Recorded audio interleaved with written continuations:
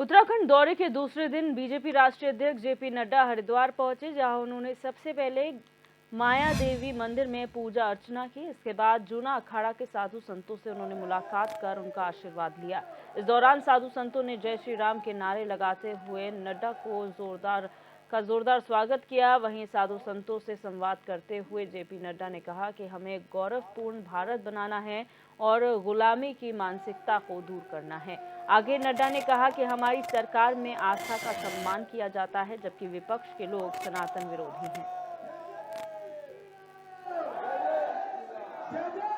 खुशी की बात यह है कि एक दौर यह भी था जब प्रधानमंत्री मंदिरों से, मठों से दूर रहा करते थे, और मोदी जी के नेतृत्व में यह भी दौर हमने देखा कि कठोर सात्विक अनुष्ठान के 11 दिन के पश्चात प्राण प्रतिष्ठा करने के लिए आए तो भारत के यशस्वी प्रधानमंत्री नरेंद्र मोदी जी आए। यह भी हम लोगों ने देखा। ये बदलता दौर हम लोगों ने देखा है, और इसीलिए हम कह सकते हैं कि यह जो दौर है वो भारत का 21वीं शताब्दी का जागृत भारत की अवस्था का दौर है। हम लोगों ने काशी तमिल संगम भी देखा। काशी कितनी दूर की सोच। हम जानते हैं बाबा विश्वनाथ के दर्शन के लिए लाखों यजमान, लाखों उनके अनुयायी दक्षिण से बाबा विश्वनाथ के दर्शन के लिए काशी में अनादिकाल से आ रहे थे, अनादिकाल से।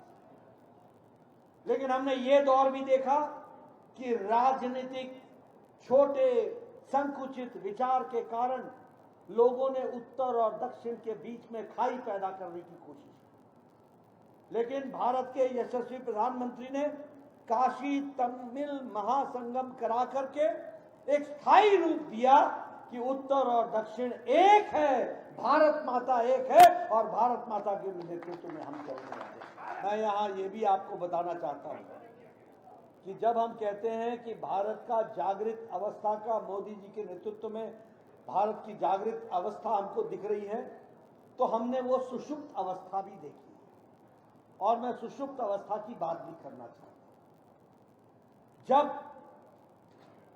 माउंटबेटन ने जवाहरलाल नेहरू से पूछा कि हम सत्ता का हस्तांतरण कर रहे हैं, तो सत्ता के हस्तांतरण करने की विधि आपके संस्कृति में क्या है?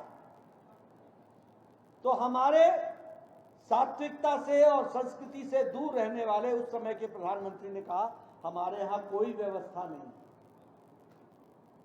उस समय सी राजगोपालाचारी जी ने कहा कि नहीं, हमारे यहां व्यवस्था है, और चोल राजवंश से, चोल डायनेस्टी से उन्होंने वहां के पुजारियों को बुलाकर, पंडितों को बुलाकर हवाई जहाज में उनको लेकर के दिल्ली आए, और सिंघोल जो धर्म का प्रतीक है, जो धर्म के प्रतीक की दृष्टि से जाना जाता है, जिसे राजा को देकर के ये बताया जाता है कि तुम राजा भी हो लेकिन तुम धर्म के संरक्षक हो, और ये धर्म दंड है जो तुमको लेकर के